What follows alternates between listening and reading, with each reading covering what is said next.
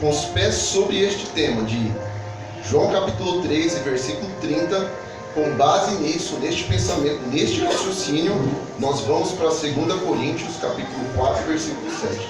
Sobre este tema, alicerçado nesta ideia, nós vamos para o texto de 2 Coríntios. Vamos apenas mudar o texto, mas o sentido do tema é o mesmo. Este tema, por sinal, eu não digo que é fácil pregar neste tema. Eu digo que é uma palavra de fácil compreensão. Tem palavras, tem temas que são de difícil compreensão. Todavia, este é um tema de fácil compreensão.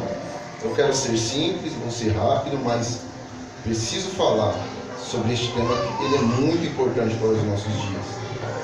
Para um outro evangelho que está crescendo, este tema ele combate ferozmente um evangelho que não é genuíno, que não é verdadeiro e que não é bíblico. Então, ele é muito relevante para os nossos dias e principalmente no dia de hoje. Por isso, 2 Coríntios capítulo 4, versículo 7 está escrito: temos, porém, este tesouro em vasos de barro, para que a excelência do poder seja de Deus e não de nós. Mais uma vez, temos, porém, este tesouro em vasos de barro, para que a excelência do poder seja de Deus e não de nós. Amém? Podem assentar com a permissão de Deus. Graças a Deus. Glória! Deus seja louvado. Como eu disse, esse é um tema não que seja fácil de pregar, mas é de fácil compreensão. Ao lermos os textos bíblicos, nós já temos uma compreensão. Na liturgia do culto, nós já temos uma compreensão a respeito, acerca deste tema. Os louvores já nos dizem acerca do tema, qual é a ideia deste tema. Então, nós já temos uma ideia do desenrolar, uma ideia da mensagem a ser pregada. Eu escolhi esse texto de 2 Coríntios e eu quero, só por questão introdutória, falar de alguns versículos que antecedem este a qual nós lemos, o versículo de número 7. Porque Paulo está aqui dizendo: temos, porém, este tesouro. Este, porém, dá a ideia que ele está falando de uma ideia que ele já tinha falado antes. Temos, porém, este tesouro. Então ele está fortalecendo uma ideia que ele já tinha falado nos versículos anteriores. O que acontece? Paulo, como sempre, ele tinha que combater alguns falsos líderes, falsos pregadores, falsos profetas, judeus que asperamente combatiam seu ministério, dizendo que o evangelho que Paulo pregava não era o evangelho verdadeiro, não era o evangelho de Jesus Cristo. É como se tivessem aqui o pastor Ederson, o pastor presbítero Danilo, viessem líderes, outros líderes religiosos, parassem ali na porta e falaram: olha, o evangelho que esses homens pregam não é o verdadeiro evangelho. Eles não estão pregando a palavra de Deus. Acontecia mais ou menos isso com Paulo. Consequentemente, Paulo ele tinha que defender-se desses ataques. As igrejas que ele havia plantado e também aqueles a que ele, de certa forma, cuidava, ele escrevia para combater esses falsos líderes. E este texto que nós vamos fazer aqui a exposição fala disso. O versículo 1 do capítulo 4, preste atenção nessa introdução para nós entendermos tudo. O versículo 1 do capítulo 4, Paulo vai dizer o seguinte: se você quiser deixar sua Bíblia aberta, não tem problema, façamos como os bereanos. Tendo este ministério pela misericórdia. Ou seja, Paulo ele já está começando o seu discurso para combater os falsos judeus, os líderes religiosos. Ele está dizendo: tendo este ministério pela misericórdia. Ou seja, ele está deixando de lado toda a ideia da autossuficiência, toda a ideia do eu próprio. Ele está aniquilando essa ideia. Paulo, ele mesmo escreveu à igreja de Filipos no capítulo 3, que ele era hebreu dos hebreus, da tribo de Israel, letrado aos pés de Gamaliel, mas ele escreve: eu considero essas coisas como esterco para que eu possa ganhar a Cristo.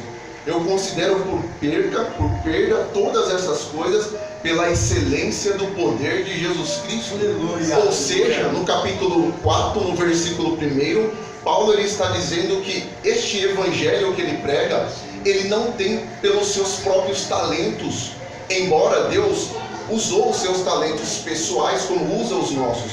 Mas ele está dizendo que não é pelos seus próprios talentos, não é pela sua boa oratória, enfim, isso ajudou muito ele, mas não era pelos seus próprios talentos que Deus olhou e entregou o ministério que entregou a ele. Ele diz, tendo este ministério pela misericórdia, não é pelo meu próprio mérito que me traz aqui, não são os meus próprios esforços, é a misericórdia de Deus. Mas quem é este Paulo? Se ele quisesse se gloriar, talvez ele podia se gloriar. Ele é considerado uma das 20 mentes mais pensantes de toda a história da humanidade. Ele é o maior plantador de igrejas, ele ganhou um continente inteiro para Jesus. Ele escreveu 13 livros dos 66 que contém a Bíblia Sagrada. É o maior evangelista, é o maior missionário, é o maior pregador, é o maior teólogo da história bíblica, mas ele se declara diante da igreja, tendo este ministério pela misericórdia de Deus. Não é eu, não é o meu talento, não são os meus requisitos, mas é a misericórdia do Todo-Poderoso que me faz triunfar. É Deus. Então ele já deixa muito bem claro a raiz do seu ministério. E no versículo 2, ele vai dizer o seguinte: não adulterando a palavra de Deus. Agora ele está dizendo como que ele leva a sério o seu ministério. A palavra adulterar, no sentido grego, dá a ideia de misturar o vinho com a água. Ou seja, diluir. Vejamos que a pessoa que mistura vinho com a água, ele não está querendo dar uma bebida para você, para que você não acredite que aquilo seja vinho. Ele está adicionando água. Mas para quê? Não para te entregar e falar, olha, isso aqui é outra bebida. Para te enganar. O falso pregador, o falso evangelho, ele não costuma te entregar algo para que você veja e fala, não, isso aí não é verdadeiro. Ele costuma misturar verdades com mentiras. E é isso que os falsos pregadores faziam. Eles diluíam a palavra. Eles misturavam verdades com mentiras.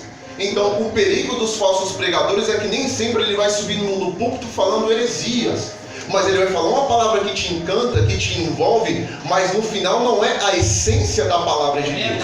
Então Paulo falou que ele não adulterava, ele não misturava água com vinho. Um certo pregador sábio, muito sábio por sinal, diz que este evangelho que está sendo pregado hoje em dia, ele está tão diluído, mas tão diluído, que se fosse veneno não mataria ninguém, e que se fosse remédio não curaria ninguém. É isso que eles faziam, diluíam a palavra de Deus. Todavia, entretanto, porém, Paulo, ele diz, não adulterando a palavra de Deus, não disfarçando, não encobrindo, mas pregando fielmente e piamente o evangelho do nosso Senhor Jesus Cristo.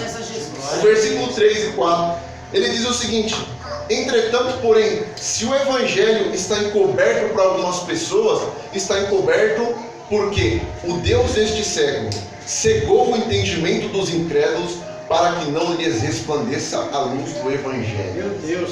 Ele está dizendo que o evangelho está encoberto para algumas pessoas porque a atuação de Satanás é muito forte. E o Deus deste século cegou o entendimento dos incrédulos para que o evangelho não lhes resplandeça. Ou seja, Satanás quer obscurecer a palavra de Deus. E ele continua a sua defesa dizendo o seguinte, no versículo 5, olha, nós não pregamos a nós mesmos, eu não prego a mim mesmo, eu não falo de mim mesmo. Ele fala à igreja de Corinto na sua primeira carta, no capítulo 2, eu quando fui ter convosco, não fui com palavras persuasivas de sabedoria humana, para que a vossa fé não se apoiasse na sabedoria dos homens, mas foi com palavra do poder do Espírito Santo, para que a vossa fé seja alicerçada no poder e no poder do Espírito de Deus. Eu não falo de mim mesmo, eu não me vanglorio, eu não coloco aqui as minhas credenciais para que vocês me adotem, me idolatrem. Não, não é isso que ele fazia. Ele falava, nós não pregamos a nós mesmos, mas nós pregamos a Cristo, o nosso Senhor, e nós como vosso servo. Aleluia. No versículo 6 ele vai dizer o mesmo Deus que das trevas resplandeceu a luz, o mesmo Deus que quando na criação havia trevas, ele resplandece a luz, e ele disse, haja luz. Ele é o mesmo Deus que faz com que nós tenhamos a luz do Espírito Santo. Que nós estávamos em trevas, nós éramos trevas. O pecado fazia com que nós andássemos em trevas, mas através do Evangelho, por meio do Evangelho e só por meio do Evangelho, Deus resplandeceu em nós a poderosa luz. Já dizia o profeta Isaías, capítulo 9, versículo 2: o povo que andava em trevas viu uma grande luz, e os que habitavam na região da sombra da morte resplandeceu a luz. O Evangelho é a luz que ilumina o pecador, de modo que ele enxerga a sua sujeira e vai correndo para a luz divina que é Deus. Deus é luz e nele não habita trevas. Então ele defende o seu ministério, ele defende o Evangelho que ele prega. Ele está dizendo que ele não adulterava a palavra, que este Evangelho que ele pregava foi entregue pela misericórdia de Deus. Ele está dizendo que o Evangelho estava encoberto pela atuação de Satanás para alguns. Ele está dizendo que ele não pregava a ele mesmo, mas a Cristo crucificado. E ele estava dizendo que Deus, o mesmo Deus que iluminou a terra, tem poder suficiente para iluminar o coração de todo homem. Aleluia, Deus, eu creio, Jesus. Então Paulo, ele enaltece o Evangelho. Ele enaltece o ministério que Deus o entregou.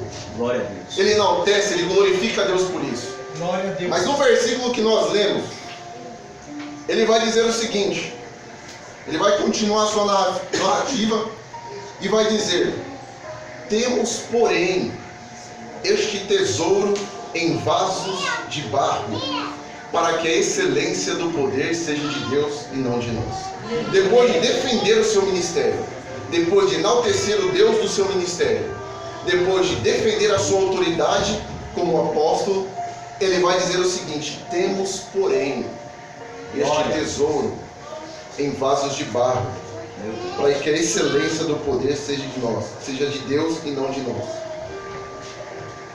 Sabe uma coisa que me chama a atenção, uma coisa que eu acho muito engraçado? É que a maneira como Deus trabalha é totalmente contrária à maneira que o homem trabalha. Isso nós vemos no decorrer da Bíblia Sagrada. Deus trabalha totalmente no oposto em que o homem trabalha. Nós vemos isso em inúmeras passagens, eu poderia citar inúmeras, mas vou citar uma aqui. Quando na construção do tabernáculo, Deus disse para Moisés: começa a fazer os utensílios internos do tabernáculo. E por último, levantou-se a tenda e cobriu todo o tabernáculo. É engraçado, você que é conhecedor do ofício, Gilmar, você nunca viu ninguém, nenhum homem, construindo uma casa de dentro para fora. O homem começa de fora, as paredes, ele vai cobrir a casa, depois o acabamento interno. Deus, quando mandou Moisés construir o tabernáculo, falou: Moisés, vamos fazer diferente dos homens, porque a maneira como Deus trabalha é diferente da maneira como os homens trabalham. O homem quer começar a obra por fora, Deus começa por dentro. Moisés, faz primeiro as cadeiras, a mesa, as cortinas, depois você dá o acabamento final. Ou seja, Deus começa a obra por dentro, depois ele dá o acabamento final. A obra de Deus começa dentro da nossa vida, dentro do nosso coração. Primeiro Deus transforma o interior, o exterior ele vai dar o acabamento final, eu creio. Quando na glorificação este corpo que é mortal se revestirá da imortalidade, e nós vamos ser glorificados para a glória do nome dele. Deus trabalha diferente na contramão do homem. Por quê? Paulo diz: temos este tesouro em vasos de barro. Mas que tesouro? A palavra tesouros no grego quer dizer algo muito valioso, algo de extremo valor. Mas quem é que em sã consciência, pastor Ederson, pastor presbítero Danilo, vai pegar um tesouro de grande valor, algo de muita valia? Você conhece algum milionário, algum rico, alguém que tem muito dinheiro, vai pegar o seu tesouro, a sua riqueza, a sua posse, Ele vai colocar num lugar totalmente vulnerável, num lugar frágil, num lugar que tem fácil acesso aos homens. Todo homem que é rico, ele vai depositar o seu tesouro em um banco muito seguro, em um cofre muito seguro, em um lugar de extrema segurança, em um lugar que é inacessível aos homens. Esse é o conceito de quem tem um grande tesouro. Ele não vai deixá-lo exposto, ele não vai deixá-lo de fácil acessibilidade. É por isso que Deus ele trabalha na contramão dos homens. O homem quer esconder o seu tesouro a todo custo, de modo que não fique acessível. Porém Deus não. Paulo diz que Deus ele pega o seu tesouro e coloca em vasos de barro, em vasos frágeis. Ele não colocou em vasos de ouro, ele não colocou em vasos de prata, ele não colocou em vasos de bronze, ele não colocou em vasos até mesmo mais específicos de valor maior. Não, Deus pega o vaso mais frágil, Deus pega o vaso mais simples, mais barato e deposita do seu tesouro dentro deste vaso. É por isso que Deus trabalha diferente dos homens. É por isso que os homens não entendem o trabalhar de Deus.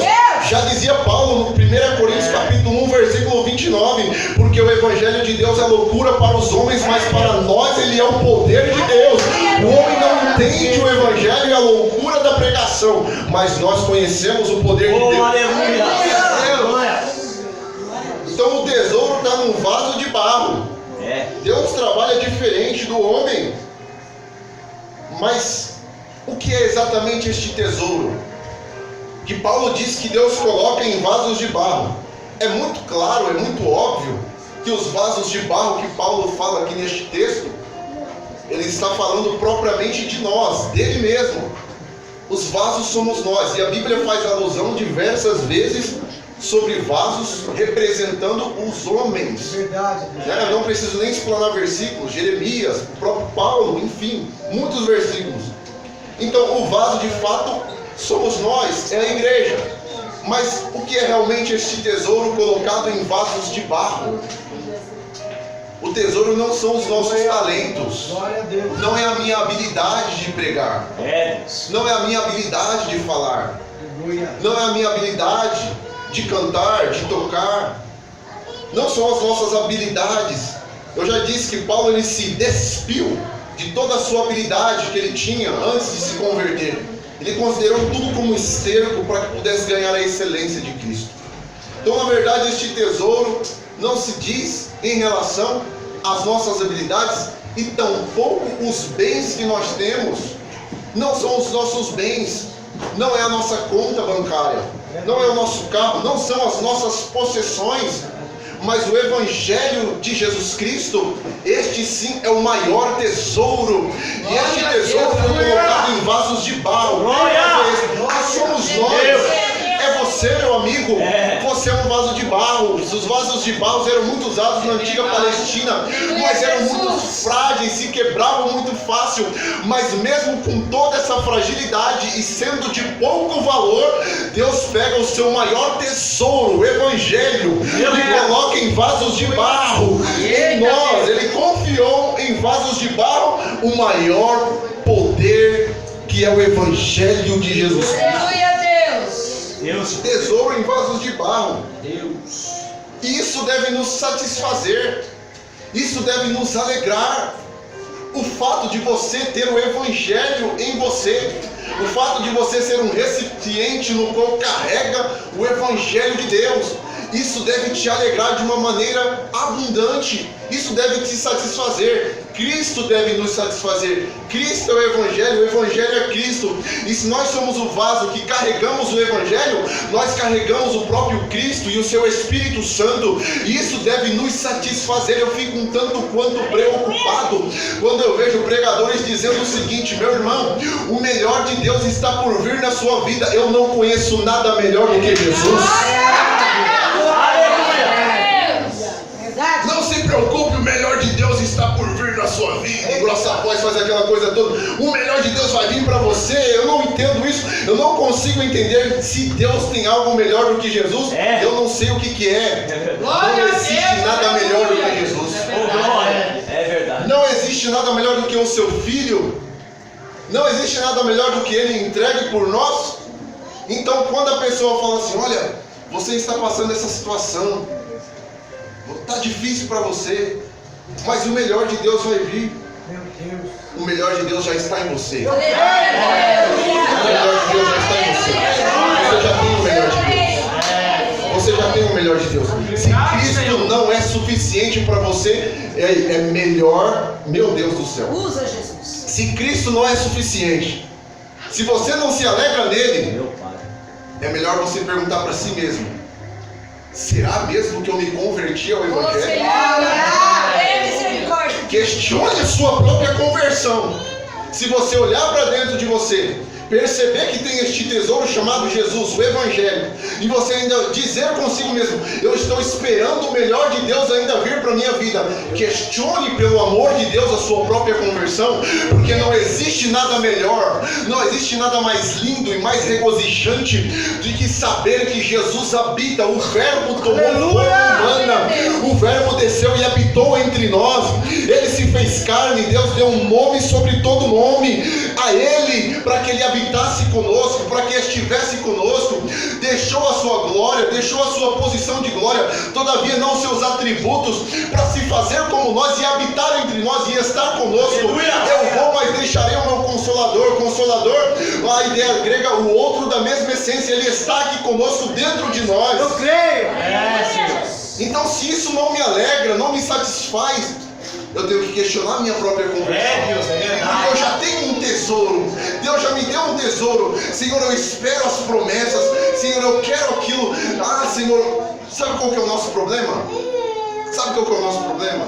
O problema dessa geração é que Cristo tem que vir acompanhado de muitas coisas. É verdade. É que Cristo tem que vir acompanhado de prazeres que satisfazem a carne. E o tesouro de Deus não é esse. O tesouro de Deus é Jesus Cristo de Nazaré. Ele já derramou sangue e fez o que tinha que fazer por nós. Mas eu quero Cristo e quero uma conta boa bancária. Eu quero Cristo e quero um bom carro. Eu quero Cristo e quero morar no melhor lugar da cidade, meu irmão. Nós temos que entender que não são para todos esse tipo de prosperidade. Se satisfaça com o que Deus tem para você. Glória a ti, Senhor. Obrigado, Jesus. Eu não me satisfaço somente com Jesus. Aí usa-se aquela desculpa, porque Deus é dono do ouro e da prata. Eita, Jesus. Está em primeiro reino de Deus é Aleluia. E estas coisas do contexto bíblico, vestimenta, alimentos, serão acrescentadas. Não são todas as coisas, são estas coisas. Ele se referiu ao cuidado que Ele ia nos dar, como nos vestir e nos alimentar. Não são todas as coisas serão acrescentadas, estas coisas. Então Deus cuida de nós. Se nós buscarmos o Teu reino, nada vai nos faltar. Glória ao nome dEle. Nada nos falta. Glória. O melhor de Deus. Mas muitas pessoas estão preocupadas com o seu status. Meu Deus. Né? Eu sou crente, mas isso se prega hoje em dia. Né? Você é filho de Deus. Se você está desempregado, alguma coisa está errada. Eita, Jesus, aleluia. Você é filho de Deus. Seu carro quebrou, alguma coisa está errada. Meu Deus. É demônio, tudo é. Estão Glória a colocando tanta Deus, coisa na conta do demônio aí, que Jesus, aleluia. está dando até dó do diabo. Tanta coisa estão colocando na conta dele. Deus. Você é filho de Deus, você não pode passar por isso. Você é filho de Deus, você não pode passar por aquilo. Nós somos seres humanos normais. Jesus. E convém, Atos capítulo 14, que por muitas tribulações herdemos o reino de Deus. Aleluia. Senhor. Então as pessoas, os homens, eles nos medem por aquilo que nós temos. Então muitas pessoas vão olhar para você e falar assim: você não serve a Deus? Mas por que tudo isso? Por que isso aí na sua vida? Cadê a prosperidade? Cadê o carro bom? Cadê a casa boa? Cadê aquele emprego dos sonhos? Verdade. Você não serve a Deus? Porque os homens vão nos medir por aquilo que nós temos. Meu Deus. Coisas palpáveis, tangíveis e visíveis, por aquilo que você tem de material. Então a pessoa vai conciliar sucesso à sua vida em relação àquilo que você tem de material. O William tem um celular, nem sei qual que é, mas ele tem. Então, um iPhone. Ele é bem sucedido. O William tem um carro. Eu não tenho, só tenho uma bicicleta, o Gilmar sabe. Não sou bem sucedido. Então as pessoas conciliam você ser bem sucedido pelaquilo que você tem. Então tesouro para a ótica humana é aquilo que você tem de material, aquilo que elas podem ver. Todavia, o tesouro que Deus fala não é o tesouro que os homens medem. Aleluia. O tesouro está dentro de nós. Esse é o algo de maior bem que Deus ele nos deixou. As outras coisas, diz Mateus 24, vai passar o céu, vai passar a terra, mas a minha palavra não vai passar. Tudo vai passar. Nós temos que colocar na nossa mente que tudo tem um prazo de validade. Mas o tesouro que está dentro de nós ele é eterno. É para toda a eternidade. Deus não vai nos tirar este tesouro. Isto é valioso, isto é precioso, nos satisfaz. Este é o tesouro. Nós temos Cristo, nós temos o Evangelho. Isso deve nos alegrar de uma tal forma que nós temos que entrar aqui e glorificar a Ele. E glorificar a Ele incessantemente. Só que Paulo diz o seguinte: temos porém este tesouro em vasos de barro. Versículo 7, Aleluia. parte B. Para que a excelência do poder, Eita glória. para que a excelência do poder Glória a Deus. É mesmo. seja de Deus Glória a Deus. e não de nós. Sim, Deus. O que Paulo está querendo dizer? O vaso não pode chamar mais atenção do que o tesouro. Glória a Deus, aleluia. Não tem como o vaso chamar mais atenção do que o tesouro. Porque o tesouro é algo precioso, é algo rico, é algo bonito. O vaso é de barro. Paulo falou assim, vasos de barro. Ele poderia falar vasos de ouro, de prata, de bronze. Sabiamente, vasos de barro. Porque a excelência do poder não é do vaso de barro que se quebra e Deus pode fazer outro e se quebra de novo na mão do oleiro e Deus pode tornar fazê-lo. Mas o tesouro é incorruptível, incontaminado, guardado nos céus, não se pode murchar.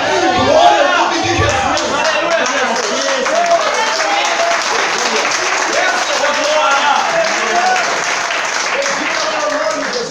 Eu sei que isso não agrada a todos, a ideia de saber que o tesouro já está com nós. Tem pessoas que estão esperando ainda, Senhor, eu espero ainda o melhor de Deus, mas o melhor já está conosco. E nós somos vasos de barro. A glória e a excelência do poder é de Deus e não nossa. Sabe o que eu quero dizer com isso? O mais importante não é o obreiro, o mais importante é a obra. O mais importante não é o cantor, e sim a canção que ele toca. O mais importante não é quem faz o apelo, é a alma que se rende. Eu aconteci, por intermédio de mim nada vai acontecer.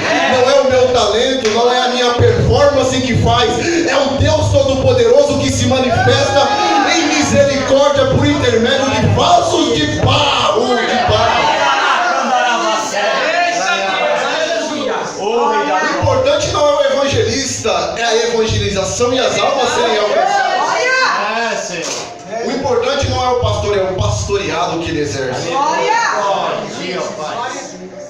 Isso que é importante. Mais importante do que tudo isso, o irmão fulano, ele ora bem.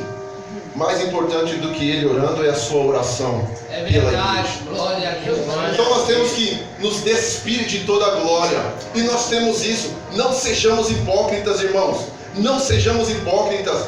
Em certas situações da nossa vida acontecem. Você prega uma palavra, alguém dá um tapa nas suas costas. Que palavra boa, aquilo enche você. Você canta o louvor, alguém diz, você louvou demais. E você fala, eu louvei mesmo. Eu sou o cara, eu sou bom. Eu não estou dizendo que você não seja bom, mas você é bom porque você tem Jesus. Você é bom porque Ele te deu talento. Você é bom porque Ele te capacitou. Se não fosse isso, nós somos apenas um verme. Era isso que nós estávamos falando.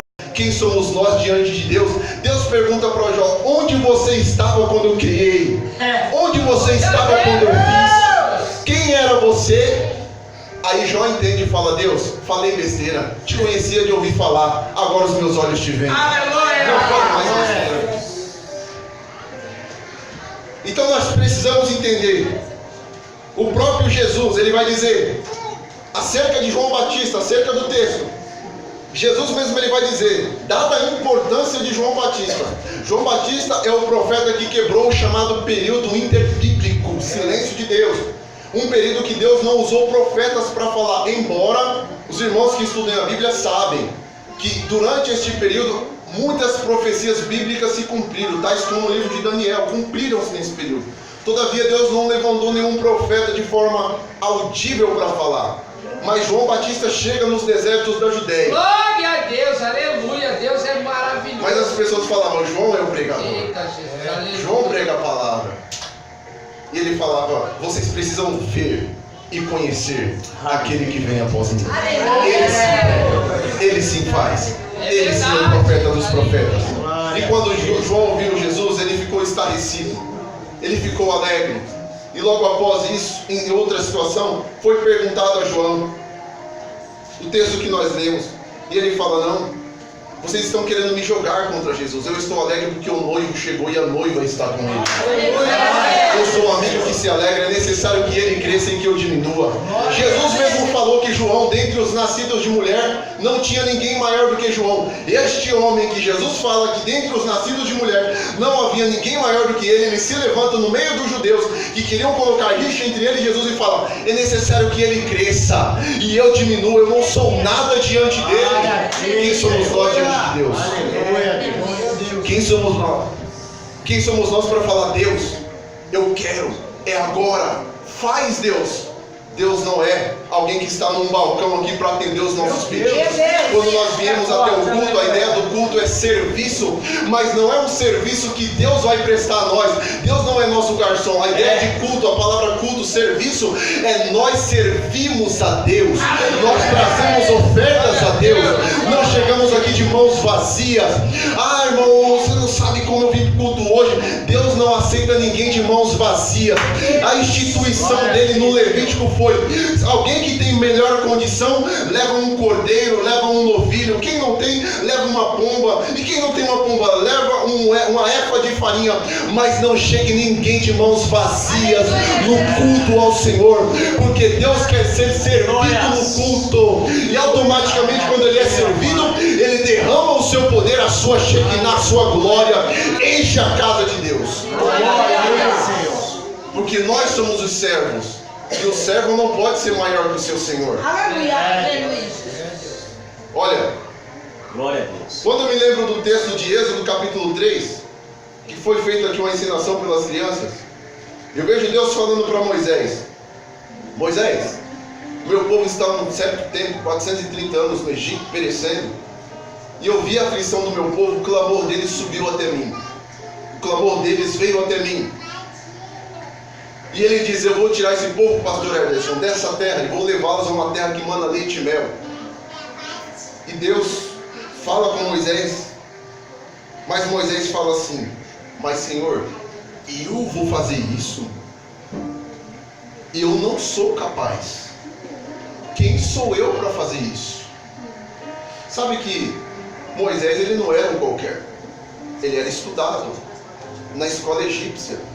Então Moisés ele podia falar com ele mesmo, eu estudei todo esse tempo, tenho um certo conhecimento, é claro que Deus escolheu a melhor pessoa, quem mais além de mim poderia executar este ofício com maestria?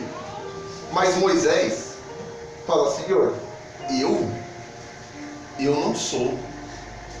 Aleluia. Aí eu quero dizer para você o seguinte, Deus se manifesta para Moisés como o grande eu sou. Aleluia. Sabe por quê? Porque Deus só se manifesta como o grande eu sou para aqueles que dizem eu não sou. Aleluia. Quando você diz eu sou, aí Deus permanece quieto. Agora, como Moisés fala, Senhor, eu não sou, Deus fala, não tem problema, eu sou na sua vida. Deus vai se manifestar manifestar como um grande eu sou para pessoas que chegam diante de Deus, mesmo sabendo que tem dons e talentos, mesmo sabendo que são capacitadas, mas chegam diante de Deus e vão se despir de tudo isso e falam: Senhor, eu não sou. Olha o tamanho do Senhor, olha a grandeza desse Deus. O profeta diz que a terra é a estrada dos teus pés e a nuvem é a poeira que produz os teus passos. Os teus olhos são como chama de fogo ardente, e ainda que a palavra saia da minha boca, tu, Senhor, tudo conheces. Olha o tamanho desse Deus. Eu não sou, mas Deus fala para Moisés: eu sou o que sou, e isso te basta, isso me basta, isso basta para você. O eu sou está conosco, porque nós nos posicionamos e falamos: Deus, eu não sou nada. É isso que Ele quer ouvir. É isso que Deus precisa ouvir de nós. Senhor, eu não sou. Glória a Deus. Eu não sou, Senhor. E não é hipocrisia, Senhor. Eu não sou. Mas Deus vai se manifestar como o grande eu sou e falar: tá bom, é isso que eu precisava. Aleluia. É disso que Deus precisava, irmão. É. Era isso que Deus queria ouvir da minha boca e da sua boca. Meu Deus. Você falar: Senhor, eu não sou. Senhor, eu não prego, eu não canto, se não for a tua unção, o teu Espírito, o teu poder, a tua glória. Quem sou eu sem o Senhor? Aleluia. É isso que Deus faz com Moisés. Deus escolhe, Deus capacita, Deus levanta, Deus usa com poder e com autoridade. Por quê? O primeiro encontro foi marcante. Ele não se colocou como soberba diante de Deus. Ele diminuiu. Ele se fez pequeno.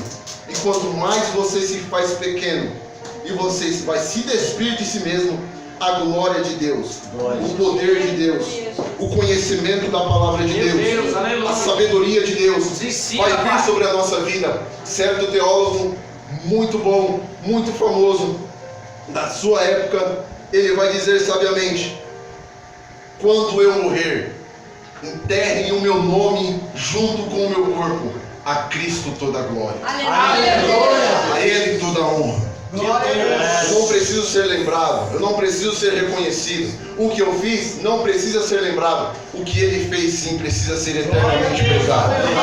O que Ele fez sim precisa ser eternamente manifestado. Glória a Deus. Agora, tem um texto também que nós podemos fazer uma aplicação. Levítico capítulo de número 13. O que diz nesse texto, irmão? Esse texto fala da liturgia do culto que Deus instituiu no Levítico. E precisamente no capítulo 6, ele vai falar sobre a lei do holocausto. As pessoas levavam o seu holocausto até o tabernáculo, o altar, o grande altar. Depois da porta tinha esse grande altar. Os sacerdotes ficavam ali. Eles levavam os seus sacrifícios, entregavam para o sacerdote. Os sacerdotes imolavam, se fosse o sacrifício de animais vivos, e colocavam sobre o altar para que o fogo queimasse o seu sacrifício. O texto diz, no capítulo de número 10: o sacerdote vestirá sua túnica de linho e os calções de linho, e sobre a pele nua levantará cinza quando o fogo houver consumido o holocausto, e o porá junto a este. Depois despirá suas vestes e porá outras vestes, e levará cinza para fora do arraial. Em outras traduções, a um lugar limpo ou deserto. O que isso quer dizer com isso? Vou devagar, não tem problema. Era mais ou menos, o culto era mais ou menos o seguinte: as pessoas levavam seus sacrifícios, seus holocaustos. O sacerdote, ele tinha a incumbência de fazer com que este sacrifício ele fosse queimado sobre o altar do holocausto. A Bíblia diz no versículo de número 12: o fogo, pois, sempre arderá sobre o altar e não se apagará, mas o sacerdote acenderá lenha nele a cada manhã, e sobre ele porá em ordem o holocausto, e sobre ele queimará a gordura das ofertas pacíficas. O fogo arderá continuamente sobre o altar e não se apagará. Primeira aplicação: a Bíblia diz que os sacerdotes, ele vestia a sua veste, fazia o seu ritual, mas após o fogo consumir o holocausto, toda manhã os sacerdotes tinham que pegar aquelas cinzas e levar para um lugar deserto fora do arraial. Aleluias. Quando, vamos ilustrar isso melhor. Digamos que eu fosse sacerdote. Pastor Ederson traz aqui um novilho, um boi pequeno. Nós vamos imolá-lo, nós vamos queimá-lo sobre o altar. O altar, o fogo vai consumir aquele holocausto. Depois aquelas cinzas vão ser tiradas, colocadas ao lado do altar. Depois, qual era a ordem de Deus? Pega as cinzas e leva para um lugar longe, para um lugar limpo ou um lugar deserto. Ou seja, quando o pastor Ederson viesse no dia posterior, ele não mais veria o seu holocausto. Ele não mais veria aquilo que ele trouxe. Sabe qual é a ideia? Qual é a aplicação que nós podemos fazer? Algumas pessoas poderiam chegar diante do altar, ver as cinzas daquele animal que ele trouxe. Olha lá, eu trouxe o melhor sacrifício. Meu Deus. As cinzas do meu animal estão lá.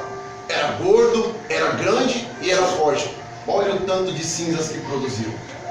Mas Deus sabiamente diz ao sacerdote: leva as cinzas para outro lugar. Por quê? Porque alguém pode chegar diante do altar e falar: ali estão as cinzas do meu sacrifício, e se vangloriar por aquilo que já fez. Meu Deus. Como na presença de Deus todo dia é dia de trazer ofertas e de se fazer sacrifícios, aquilo que já foi feito, se fez, é passado. Deus está dando uma oportunidade de nós diminuirmos diante da presença dele e trazermos um holocausto, uma oferta todos os dias diante do seu altar. Irmão William, você não sabe o quanto eu já trabalhei na obra de Deus. Deus está te dando uma oportunidade de diminuir e trazer mais ofertas diante do seu altar. Irmão William, mas eu já fiz visita, eu já preguei, eu já evangelizei, eu já fui em culto no lar. Você já fez muita coisa, mas hoje é um novo dia, é uma nova situação, e Deus está esperando que você traga algo novo para Ele, porque Ele quer a glória manifestada sobre a sua vida. Mas enquanto você estiver falando: eu já fiz muito, eu já preguei muito, eu já cantei muito, eu já fui, eu já fiz, eu já vim, Deus não vai poder agir. Deus quer uma oferta nova, meu irmão, no dia de hoje. Deus, aleluia. Deus está removendo as cinzas daquilo que nós já fizemos, porque a glória não pertence a nós. Olha ali o que eu já fiz, olha o que eu já fiz. Foi a misericórdia de Deus, meu irmão. E Deus quer algo novo agora das suas mãos. Deus quer algo novo agora do seu ministério, do suor do seu rosto, do seu esforço. Deus quer algo novo. Aquelas cinzas já foram retiradas do altar, e o altar está queimando, esperando um novo sacrifício, uma nova oferta das suas mãos, em nome de Jesus. Glória a ti, ó Pai. Já pensou aquele monte de cinza amontoada diante do altar? As pessoas chegando e falando: ó, o nosso sacrifício que nós fizemos. Remove as cinzas, Meu Jesus. leva para um lugar deserto, Coisa profunda. porque todo dia é dia de oferta ao Senhor, Aleluia. todo dia é dia de sacrifício ao Senhor, todo dia é dia de chorar, de jejuar, de orar e de se santificar diante da presença dele. Eu já fiz muito. Quem é de nós que podemos nos posicionar diante de Deus e falar: eu já fiz muito? E Deus olhando do céu e falando: imagine eu, o quanto que eu fiz. Imagine o que Deus fez. E este texto ele é muito interessante para nós caminharmos para o final. Que o sacerdote, como nós sabemos, ele era responsável pela manutenção do altar. O sacerdote não poderia sair dali. O texto é muito bem claro, categórico. O sacerdote ele tinha que permanecer ali, porque o fogo arderá continuamente sobre o altar e não se apagará. O sacerdote tinha incumbência de fazer a manutenção do altar. Toda manhã ele tinha que estar ali tirando as cinzas, removendo as cinzas, colocando lenha no fogo, para que o fogo não se apagasse. Então o sacerdote não poderia sair dali. Aleluia, Jesus. Ele tinha que fazer continuamente a manutenção do altar. O sacerdote era muito bem visto. Todo mundo em Israel conhecia o sacerdote. De certa forma, não estou falando que ele queria para si, mas ele tinha uma certa fama. Ele tinha um certo conhecimento no meio do povo, dos hebreus, porque todo mundo conhecia um sacerdote pelo seu ofício, pelo que ele fazia, pela sua posição de estar diariamente no tabernáculo. Então era muito notório que todos conheciam aquele homem. Ele tinha uma posição de destaque. Estava ali todos os dias. Mas sabe o que eu quero dizer? O texto diz que o fogo não poderia se apagar. Oh, glória. E o sacerdote não poderia sair dali. Talvez muitas pessoas queriam estar na posição de sacerdote, mas o sacerdote já existia e a lenha não poderia, aliás, o sacerdote não poderia sair dali. E o fogo tinha que permanecer aceso. E para o fogo permanecer aceso, tinha que haver lenha. E para existir lenha, alguém tinha que buscar lenha. Amém, Jesus. Sabe qual é o problema do nosso meio? Tem muita gente que quer ser o conhecido. Meu Deus. É verdade, Tem Jesus. muita gente que Aleluia. quer ser visto. Glória a Deus. A posição de sacerdote é uma posição que é vista. Nós temos que exterminar a ideia do nosso meio de cantores famosos, Verdade. pregadores famosos. É verdade. Eu não estou dizendo que eles não são uma bênção, eles são uma bênção. Muitos, e muitos não. Mas sabe realmente quem alimenta a igreja? Quem alimenta a É presença de Deus? verdade, Jesus. Aleluia. São pessoas que estão dispostas Glória a Deus. Aleluia. a não estar nos holofortes, Aleluia. É, Senhor. sobre os olhos do povo. E estes estão dispostos a ir num lugar longe, Meu Deus. cortar a lenha, Meu Deus. trabalho árduo, Aleluia. ninguém está vendo, Deus, Jesus. não tem reconhecimento, Deus. sua, Glória a Deus. é trabalhoso, mas essas pessoas que estão dispostas a ir longe, cortar a lenha e chegar diante do altar de Deus e falar para o sacerdote: o fogo não vai se apagar. É disso que a igreja está precisando. Nós não precisamos de cantores famosos que querem deter a glória para si. Nós não precisamos de pregadores que querem um alto cachê e deter a glória para si. Nós precisamos verdadeiramente, na igreja do século 21, de cortadores de lenha, de pessoas que não estão com seu nome nos holofotes, mas estão fazendo com que a presença de Deus permaneça no meio da igreja, com que a Shekinah de Deus permaneça no meio da igreja. Cortadores de lenha é o que Deus está precisando, mas cortador de lenha faz e fala consigo mesmo: é necessário que ele cresça e eu diminua. Quem sou eu? Apenas um cortador de lenha, Senhor.